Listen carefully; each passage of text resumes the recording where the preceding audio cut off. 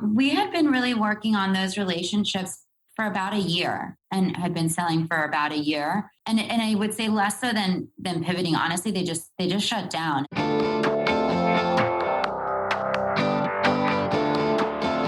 Hey, my name is Felix Tia. I'm the host of Shopify Masters, a weekly podcast powered by Shopify, the easiest way to sell online, in person, and anywhere in between. Each week, we invite entrepreneurs like you to share what they've learned growing successful e-commerce businesses. In this episode, you'll learn about how to find and work with flavor scientists to help you with your food or beverage brand, how sampling events teach you exactly how to market your products, and what are the most important questions to ask when vetting new manufacturing partners in the food and beverage world. Before our show, I wanted to chat about the Storefront Signage Maker. It's an easy way for any brick and mortar shop owners to let your customers know that you are open, available for curbside pickup, delivery, online information, and more. Customize any message you like, automatically create a QR code for your store, then print it off from home. It's easy and simple to use, no design experience required. Create a sign yourself at shopify.com/signage. Today I'm joined by Christina Ross Blankfein, co-founder of Swoon. Swoon is modernizing classic drinks, starting with lemonade and iced tea, hitting a sweet spot previously missing in the beverage aisle, and was started in 2019 and based out of New York City. Welcome, Christina. Thank you so much, Felix. Yeah, so the we're just talking off air about the evolution of the business. So talk to us more about how it all began, like where did the idea come from, and like how it basically evolved since the beginning. Absolutely. So we really came at this because my partner Jen is type 1 diabetic, and so we're very mission driven in wanting to take sugar down, but also realistic in knowing that the only way to do that is to create products that really give you that taste, that feel, that super celebratory happiness of sugar, because when it feels great, and that's why people turn to it all the time, sugar, but we all obviously know the negative health impacts. So we wanted to really replicate that feeling. So we actually got started, Felix, because we were in business school and Jen came over to a dinner party that I was hosting. I love to host. I'm Cuban. I was making a mojito because it felt like the right thing to do. And as I'm sitting there looking at my diabetic friend pouring in a cup full of white table sugar to boil it down to make the simple syrup, I realized, like, oh my goodness, it just put into such stark relief how bad a lot of the things that we drink without even thinking about it are for us. So then we sort of hopped in the car, rushed over to Whole Foods thinking Whole Foods, great ingredients, great products, healthy enough, right? Couldn't find anything that made sense for her other than like quite literally soda water. And so that really set us off in our journey of, I think our first question is, do things like this not exist because they can't be made? And really making sure that we, from the beginning, were super hyper focused on the taste profile. So we have a line that includes simple syrups, cocktail mixers, and then most recently we've launched iced teas and lemonades. Awesome. So you mentioned that I think you said you both were in business school. Were you in business school together? Were you classmates? We were classmates, and we were actually seatmates, which is really what sort of struck up our friendship. So a little bit of happenstance got us here. That's great. And were you both looking for an idea for a business? Were you both interested in entrepreneurship specifically?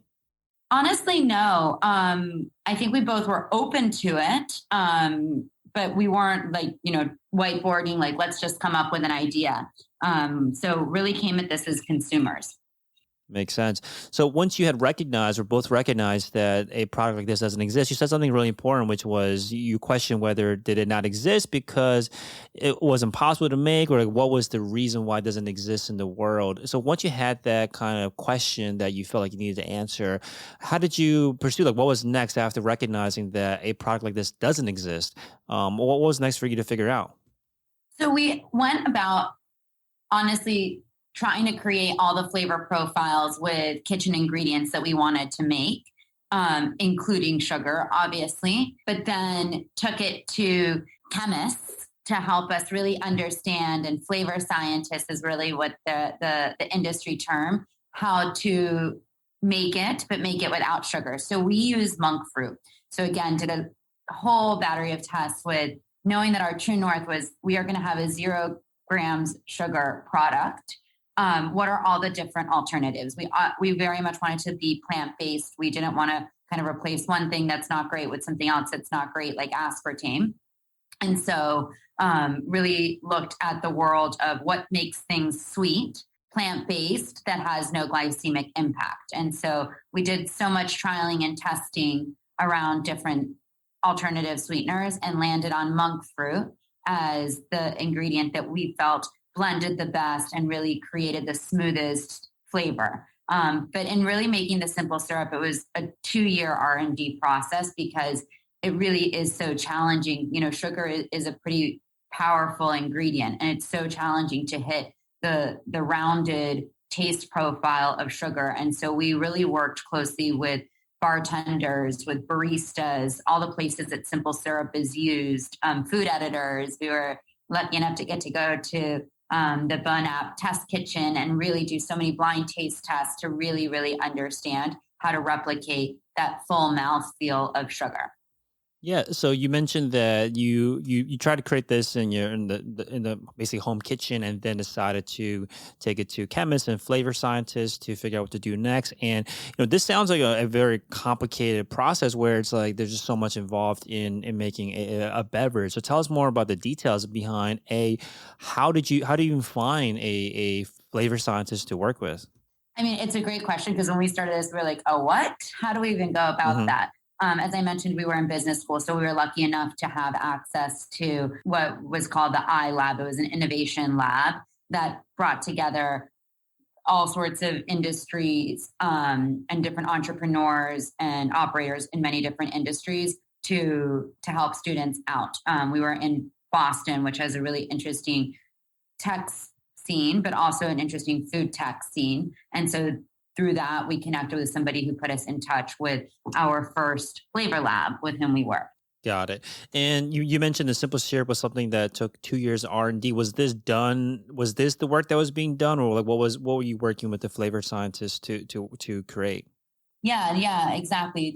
Between the flavor scientists and, like I mentioned, a bunch of other trade specialists to really hit the flavor because monk fruit is 200 times sweeter than sugar. And so you're using just really, really small, precise amounts. And again, that blend, we use things to make it sticky, a little bit tacky, gums to give you that lingering sweetness instead of what a lot of high intensity sweeteners do is they have this like bam peak. I think probably all of us have experienced it of sweet, but it's not fulfilling in the same way. And that's what we really wanted to achieve. So it was a lot of tinkering, a lot of measuring, a lot of tweak this, tweak that. And, it really is as much an art as it is a science, with the precision, because I think the other things we've learned, and I'm sure any chef, any bartender, barista would also say, is ingredients and taste all come together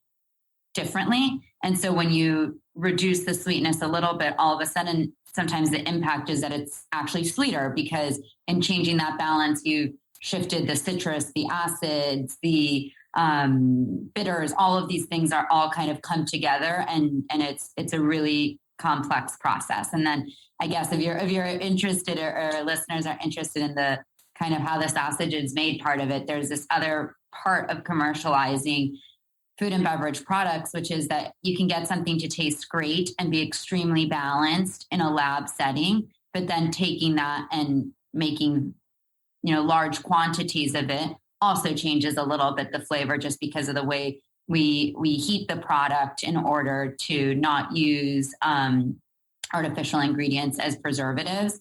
And so we have to create a vacuum. And so we heat it and create a vacuum. And the way that's done on a small scale versus a large scale also alters the product.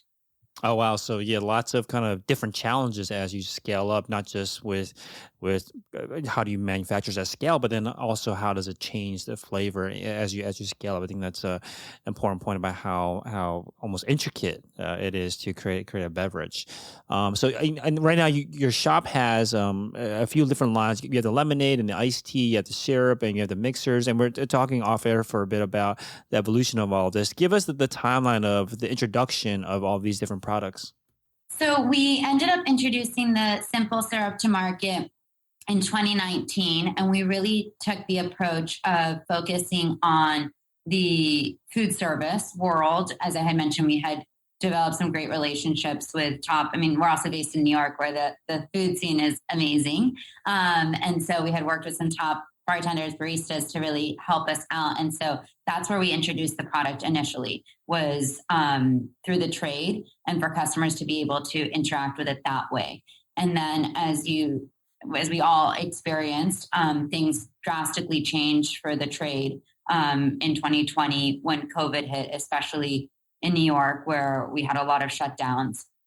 And so we ended up launching our mixers under the Soon name again in March 2020. And so that ended up being a pretty online and some retail presence launch. And then later on in 2020, in August, we launched our line of lemonades and ready to drinks. And a lot of it, honestly, Felix, was just following the consumer. We got to the simple syrup because we were making mixers, but our trade partners kept saying, I'd love to use a monk fruit simple syrup instead of the full blended mixer, because that gives them much more flexibility.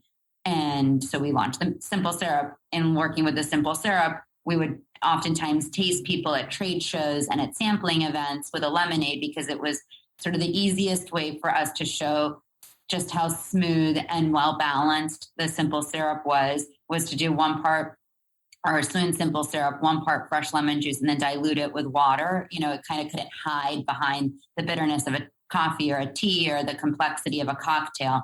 And then when we would make that, everyone would say, wait, I want that outcome. I want to bottle this lemonade. And so then that took us to the lemonades.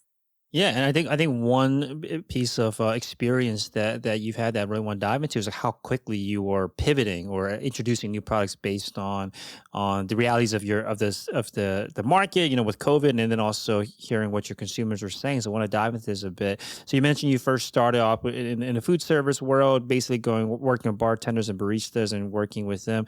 And what are the pros and cons? What are the challenges? Other than, I guess, in normal times, what are the challenges with introducing your product to the world through the food service world? I would say a few things. One is that you basically have to really develop your partners not only as your buyer, but also as your sales team. Because when you go to a bar, the bartender really is the gatekeeper. When you go to a coffee shop, of course, people oftentimes have their order, but they still ask for advice and opinions. And so it's sort of this layered relationship where you both are looking to these gatekeepers to both bring in your product, but then also ultimately sell it in a slightly different way than is the case when you're talking about a CPG product at retail, or obviously online. Some of those gatekeepers don't exist. Yeah, and I can imagine that there needs to be some kind of way to either incentivize or some way to make it almost worth the while of the bartender barista to introduce a brand new product, right, to their customers. Are there challenges with that? Like what is it? What is the approach? Yeah, absolutely. I think it really comes down to relationships, or at least that's how we've conducted our business. At the end of the day, people want to do business with people they like and they trust. And so I think the majority of our focus was really in developing those relationships more than anything. But you're absolutely right. And I think a lot of selling and sales strategy is understanding your customer. And one of the hard things when you're at a bar, when you're at a coffee shop, at a restaurant, is they have so many demands coming at them from so many different angles. They're on a tight timeline, and really streamlining operations is super important. So adding new products, adding new steps is really hard and pretty unappealing. So, really understanding, again, their pain points and figuring out how do we create a solution instead of add another step. So that was important for us in terms of the bottle shape, the bottle size, and just making sure, again, it worked with their operations and what they were trying to deliver to their customer. Yeah, and I know you mentioned that those initial plans were cut short pretty early on. So how long was your experience in trying to sell through the restaurants and the bars and the coffee shops before you had to think about how to pivot? We had been really working on those relationships for about a year. and had been selling for about a year. And I would say less so than pivoting. Honestly, they just shut down. And so now we're starting to actually, there were these moments in the summer where we started to get reorders again and hear from our food service partners. So going back to relationships, I think that's super valuable. And so it really was less of it was kind of needing to change all of us together. But those tracks that we laid, we are obviously going to continue to work through. And through your experience, what have you found out about the food service world? What do they care about that maybe an end consumer wouldn't care about, that they care about differently, that you'd approach that kind of customer, your basically B2B customer, differently than the end consumer? Yeah, again, I think it's really about, I think the operational piece was really valuable to hear and understand and think about how, storage, you can't have a product that goes bad once you open it, or how to store it, and how, all of these pieces that with the end consumer is just a different experience because they just have so much going on and they're so hectic, the food service space. And also, honestly, the tight margins. I think what the other thing people maybe I didn't realize as well is just like down to the fraction of a penny, how each bar thinks about the cost of their drink and the different ingredients that they're putting into it, because they just work off very narrow margins. And so they're pretty precise about understanding how to create an offering that the customer wants, ends at a good enough price, but is not so expensive for them to make. Yeah, and are these bartenders and baristas influential in deciding to order your product, or are there other people involved as well that you typically find, like a buyer or something? Yeah, no, I think it really depends on the restaurant group and how things are run, in terms of who does the ordering. But you're right, there's oftentimes a general manager that does all of the ordering at these shops. So there's several different parties to speak to. Makes sense. Now, once COVID hit and you had to start introducing this product to the end consumer, talk to us about that. Like, what were the, once everything started closing down, what were the first steps that you and your team had to take to adapt? So we already were on, had our own DTC, and also were on Amazon and did have some retail presence. So we weren't caught totally off guard. And so it was mostly just refocusing on those pieces. I think one of the hard things was we, like many people early on, we just didn't know how long it was going to last. So we did a lot of reshifting of our team, where we had people who are, core in-field sales team members who liked social media, and all of a sudden they shifted to running a whole influencer program for us and really being flexible and dynamic. So I think that was a really wonderful outcome within our team to see, is just so many different people stepping up and challenging themselves in different ways, and kind of just having the mindset of like, get it done and kind of do what it takes. But again, I think one of our lessons learned was the value of diversity in your business. I think oftentimes you hear, don't have just one big customer that you rely on. But I think we also learned, don't have just one sales channel that you rely on. Makes sense. Now, one thing you mentioned earlier was about how you really just focused on following the consumers and hearing what they were saying. Where was this feedback coming from? Like, what were some ways that you got the best feedback and that had an impact on the products that you were introducing?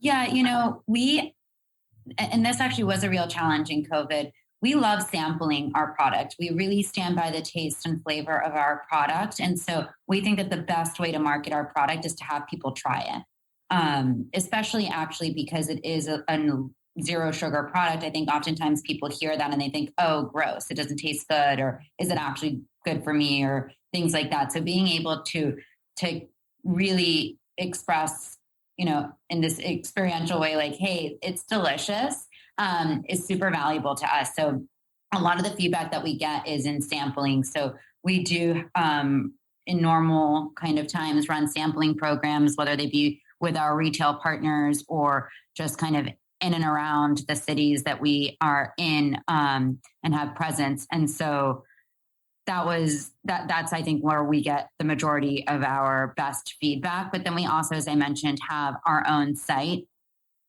And so we do reach out to our customers. We do customer calls. We survey our customers, trying to keep it always short and sweet. We email customers. So really trying to develop those conversations. We also have a VIP Facebook group for some of our super fans, and also dip in there to just ask questions and understand what problems people are trying to solve that we can help with. Yeah, and so with sampling, if someone out there is creating a food or beverage products and they want this kind of feedback, how would you even set this up? Especially if you're just starting out and you don't have these relationships yet, you're not selling into these retail locations yet. Are there ways for you to just reach out to a venue or a place to set up a sampling event? Yeah, that's right. So, some of it is understanding what events are already happening and reaching out to them and asking if they want a beverage partner. Some of it is partnering with other brands, and then sort of being on their short list for when there's a need. And some of it is working directly with our retailers to set up sampling events.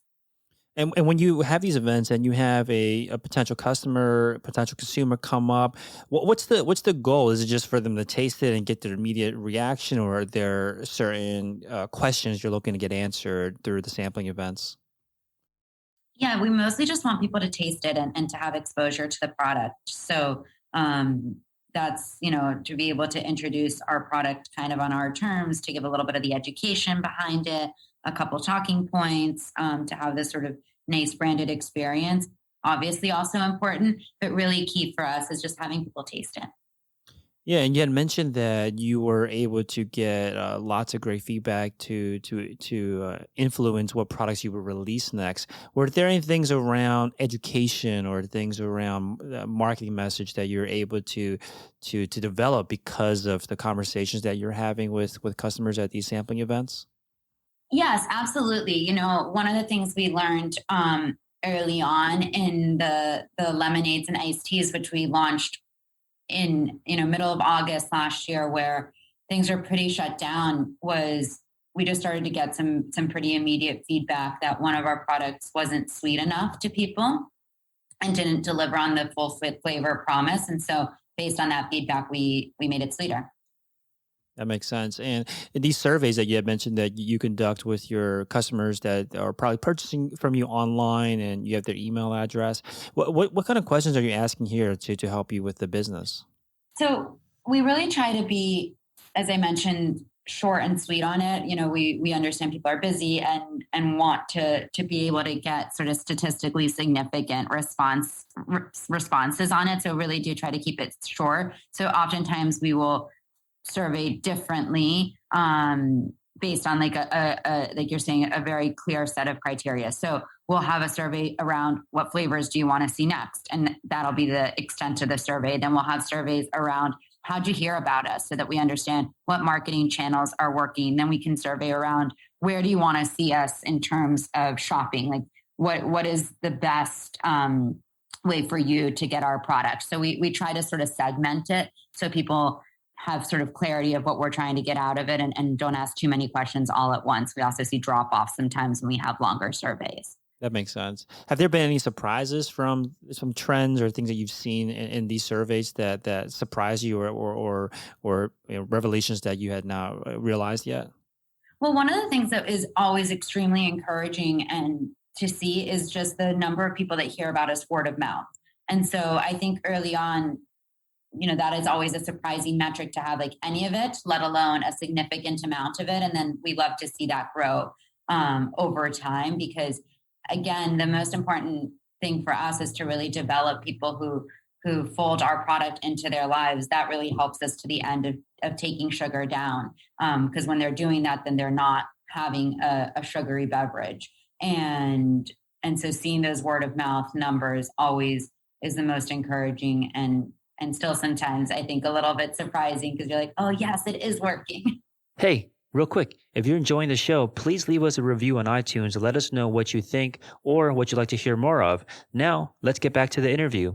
Yeah, and speaking of the people that are spreading the product around through word of mouth, you mentioned you have a Facebook group for your super fans. Tell us more about that. What led to the creation of this Facebook group?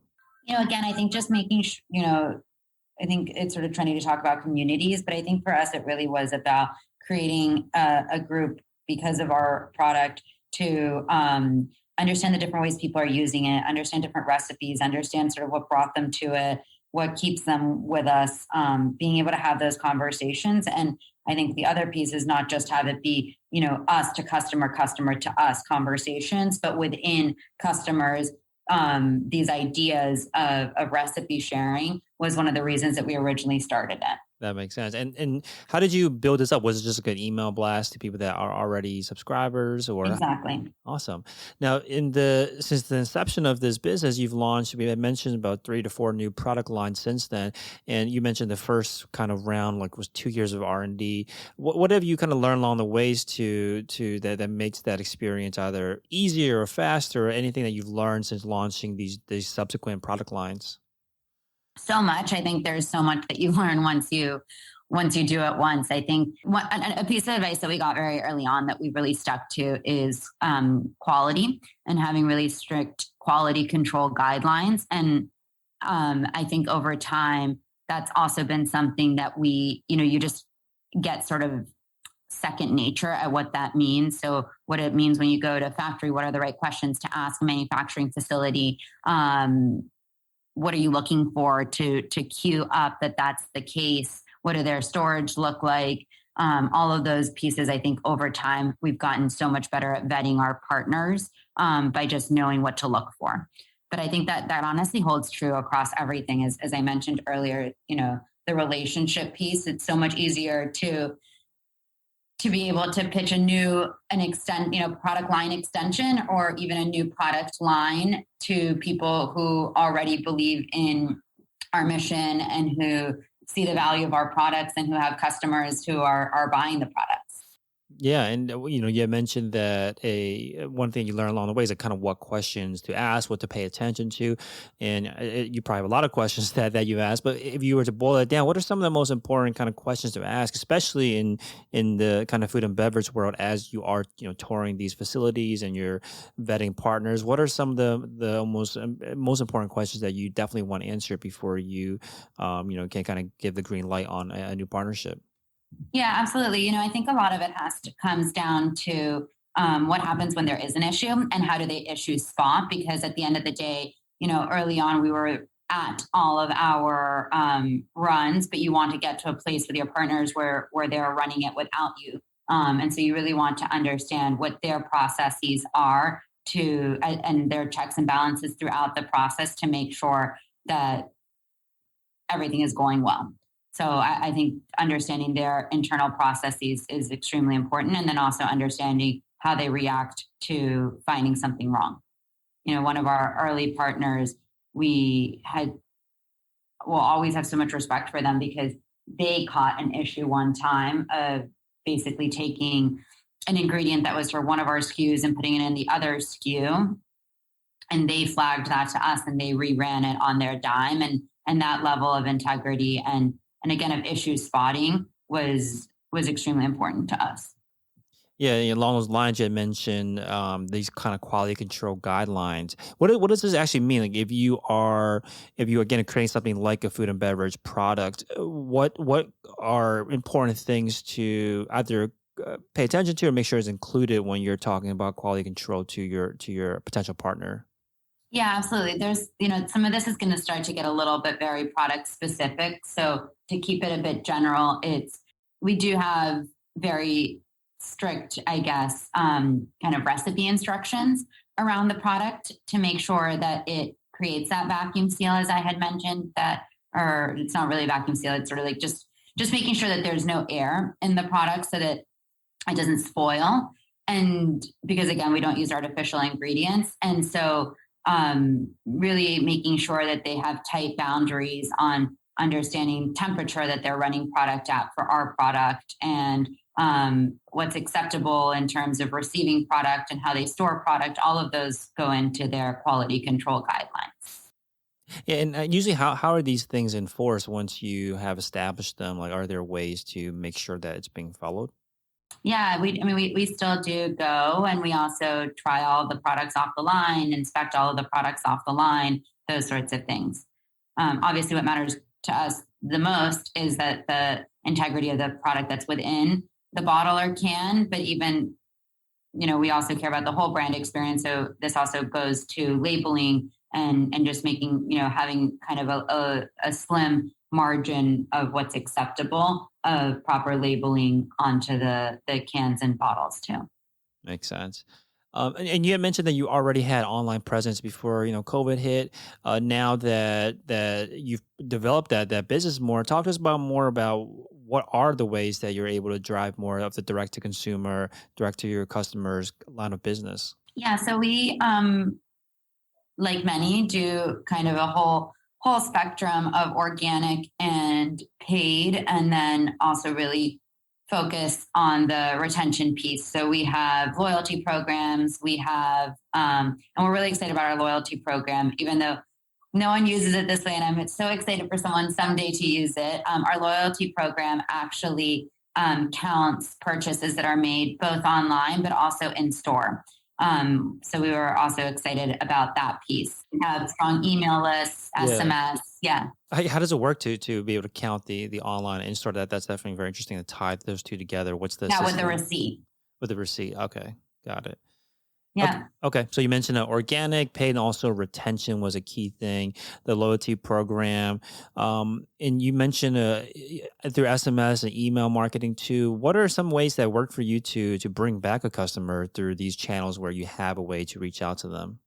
Yeah. So, creating really strong, we review them all the time, and we have design in-house, which I think really helps to create that fast twitch ability to do a lot of segmentation and automations on email has really helped us with retention. So being kind of clever and testing out different calls to action to bring people to site, really understanding the reorder cadence of the different SKUs, and then also making it a very specific reminder based on that, are all ways that we have kind of reminded people to come back into the funnel.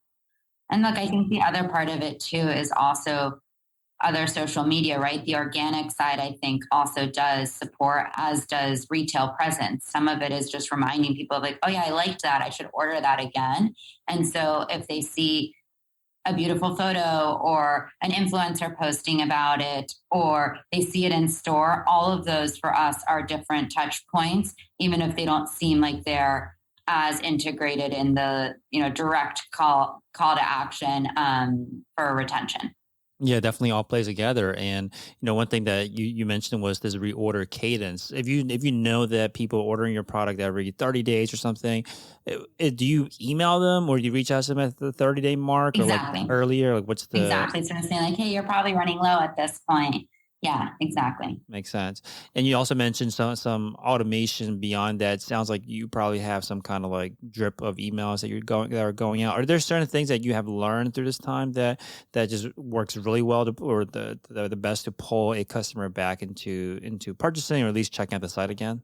Yeah, I think also giving people kind of occasions and reasons has been helpful. So we do pay attention to the holiday calendars and really do kind of create other use cases and occasions of use for people. I think being mindful of, again, kind of why would the customer come back, and trying to answer that question, and then marketing in that way.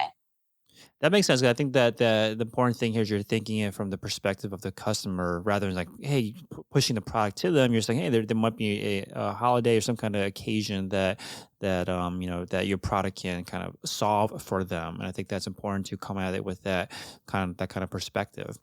Now, you mentioned some organic things as well. On social media, or is there a certain platform of choice for you guys that seems to work the best for your product?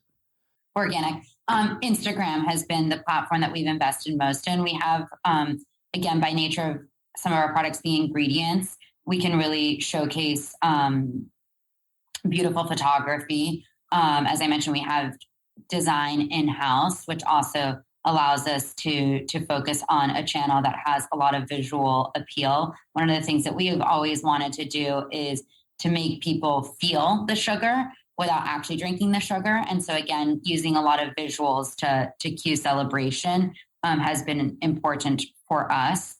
We are, like many others, so it feels very trendy to say, also enjoying dipping our toes into TikTok. I think it also is a really fun information exchange channel. And I think that one of the things that's interesting about TikTok in a way, as compared to Instagram, is that people actually learn stuff from it and want and use it for educational purposes. Of course, there's all the like extremely silly dances and other content on TikTok, but again, just by the way that they're stitched together, there's a lot of sort of like blurbs and call outs and things like that, and the speed of information I think actually makes it a really strong education channel. So we're playing around by telling our take sugar down story in more humorous, sort of zippy ways on TikTok.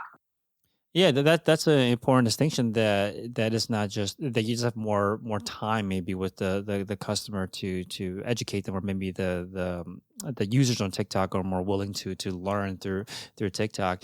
We talk to us more about your content creation process for TikTok or for Instagram. Like, what is the approach to making sure that you're always kind of churning out high quality content?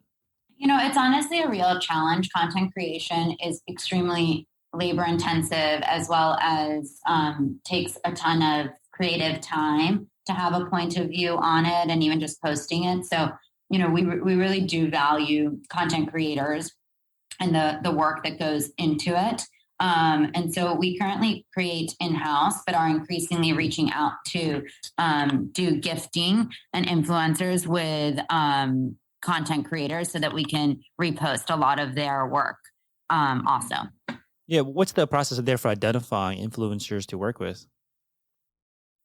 So a combination of things, but we have influencers who've been wonderful partners of ours that we've built up over time that we go back to often. So I think really starting to develop and focus on those relationships is important. And I'll be honest, I think this is an area that we can definitely do more work on and want to do more work on over time. So it's sort of a work in progress in my mind. But we've also worked with a great influencer agency to help us also build out that roster and reach out. But some of it's as simple as, getting on social and reaching out to people ourselves, as well as having inbounds from people who want to work with us. And when you work with an influencer, especially when you have a well-known product, in the sense that people know what lemonade is, they know what mixers are, but you have a specific kind of distinction around yours, right? With this focus on the healthy aspect, how do you make sure that's communicated, rather than just that, oh, there's a new drink, but that they making sure the influencer doesn't miss?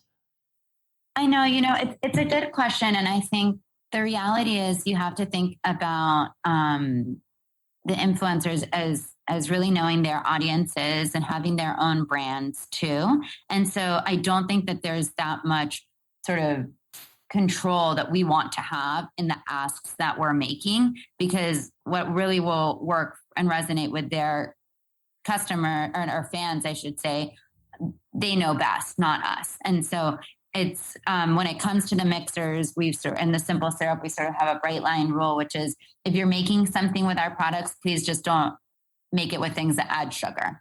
So that's our one request, is again, just because of why we started this and what we're trying to accomplish. We want to be able to show and showcase recipes that don't have sugar in them. And so that's one ask, but otherwise we really leave it to the content creators to create. Now, speaking of things like imagery, you mentioned that you have design in house, and I really love the packaging for these products. Talk to us more about the way that you've been able to develop the packaging on the cans or the mixers or the bottles. Talk to us about the process around that.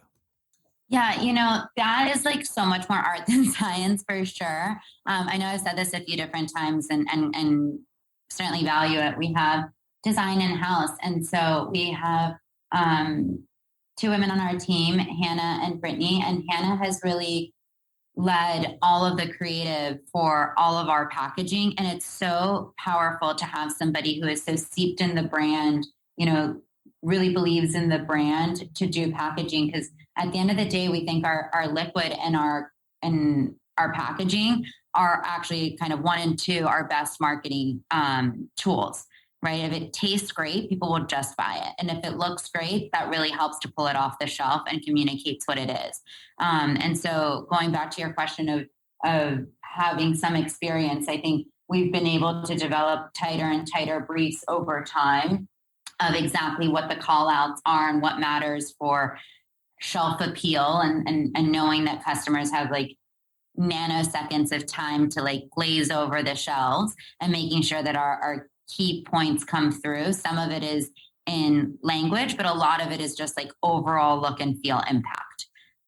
Yeah. And what about the website? Has that gone through iterations as well, or is this the? We actually haven't done that much on our website since we launched in 2019. We've done some iterations to add SKUs, to add a little bit of merch, and things like that. But the reality is, in terms of our DTC business, we do have specialized landing pages, so we've iterated on those, and I think that's been helpful because that is something that we do kind of keep refreshing based on feedback and based on conversion metrics. But the overall website has sort of stood the test of time, which I think goes back to the importance of building a powerful brand visually, because if you have a strong point of view of what the brand is and how it looks, then it kind of lasts. Makes sense. Are there any certain apps or tools that you do rely on though for the website that help you run the business? Yeah, so we do email capture apps, which helps with Privy. We use Klaviyo. I haven't really spoken that much about email, but I mean, we really think email is such a powerful tool for us too, of retention and communicating our brand values and products. So we use Klaviyo for email. We use Loyalty Lion for our loyalty program. We have reviews with Yotpo. So we definitely use a lot of different apps. Yeah, and I think you had mentioned that you do SMS as well. I see here you listed PostScript. I think is probably what you're using for it. Talk to us about the kind of messaging that's different between what you send through email versus like SMS. Yeah, I think SMS right now is kind of the Wild West when it comes to marketing. And there's not that many it's just not super developed in the US right now, how we SMS market. And so we look at it as it's, any customer whose phone number we have, we feel like we really have to take care of that. So we really use SMS sparingly and really just use it for something that really is a value to our customers. For example, we use SMS when we have a new product launch, and we have an exclusivity for our SMS list and our sort of super fan customers to get the product first and have early access to it. We use SMS for deals, again, something that's a real value to the customer, but we really don't use SMS as abandoned cart reminders or other things like that right now, just because we don't want to overload people on that channel. Makes sense. Now, one thing that I see on your website too that I love, and I love when other brands do this, is helping the customer use their product. So you have a page or a section on your website for recipes. At what point did this come along? When did you decide that a recipes section would be important to add to the website? We did it really early on. Again, it comes down to being an ingredient. We just wanted to give people ways to use it, and it's definitely been a help for us throughout. We've solicited recipes from our customers, from different trade partners, and really do like our recipe page a lot. And do you find that customers will make a purchase after going to the recipes page, or just something we do. Okay. We do. Yeah, I like it because for anyone that wants to check it out, tasteswoon.com is a website. But just to describe it, basically you have the recipe, but then right underneath is a call to action to purchase the ingredient that's required to make this product. I think is just a great way to combine the kind of content and commercial aspect of it all together. Again, tasteswoon.com is the website. And I'll leave you this last question. What do you think is going to be the biggest challenge for you and the business that you're focused on in this coming year? The reality is that we've sort of are at this inflection point where we have historically had a strong online presence for sales, and we're shifting over to have our retail be larger than our online presence just by nature of getting more distribution and bringing on new retailers. And so this year, I think one of our challenges is shifting a little bit the center of gravity for the whole team to think most about retail and the retail customer journey and retaining that retail customer and talking to that retail customer. I think digital is a very great tool still to market to and to work, have communication with our retail customer, but it definitely creates a more arm's length relationship than when it is direct on our site or even on Amazon. So I think that'll be our big challenge, will be shifting sort of team, shifting culture, shifting marketing to really take care of and grow the retail channel. Awesome. So again, tasteswoon.com is a website. Thank you so much for coming on, Christina, and sharing your story and advice. Thank you so much, Felix. Thanks for tuning in to another episode of Shopify Masters, the e-commerce podcast for ambitious entrepreneurs powered by Shopify.